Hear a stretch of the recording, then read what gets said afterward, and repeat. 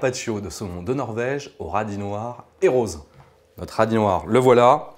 On va tout de suite, à l'aide d'un économe, enlever la peau.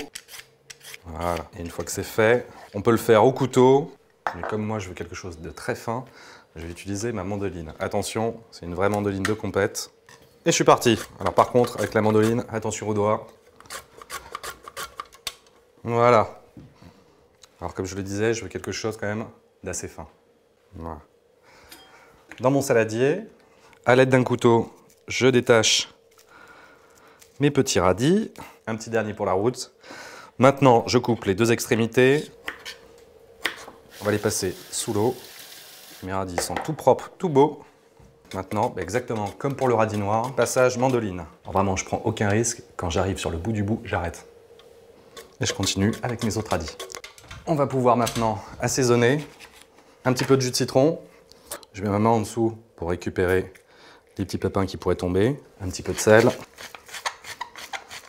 Le poivre. Et pour finir, l'huile d'olive. La garniture de mon carpaccio est prête. On va pouvoir s'intéresser à notre saumon. Donc je vais aller le chercher, je l'ai mis au congélateur. Je vais vous expliquer pourquoi. Hop. En fait, je souhaite faire un carpaccio. Donc c'est des fines tranches.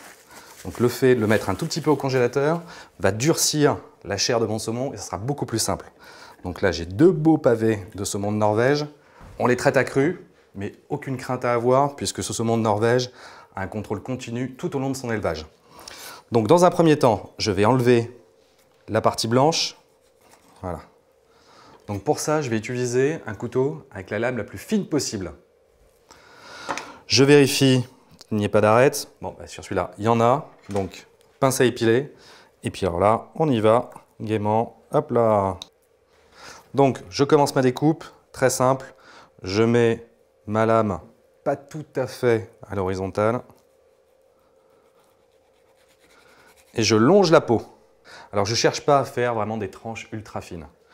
Cette épaisseur, à peu près, va me suffire. Et je continue. Donc toujours la même chose, ma lame inclinée, et je reviens. Et en fait, comme on le voit, je laisse absolument zéro chair sur la peau. Maintenant, il nous reste à dresser nos assiettes. Bon, vous allez voir, c'est un petit jeu de patience.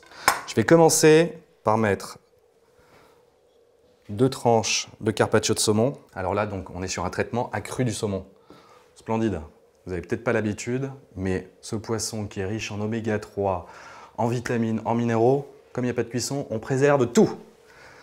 Ensuite, je vais rajouter mes radis noirs. Je fais une belle ligne de radis noirs. Ensuite, je récupère des radis roses. Et on alterne. De nouveau saumon qu'on superpose.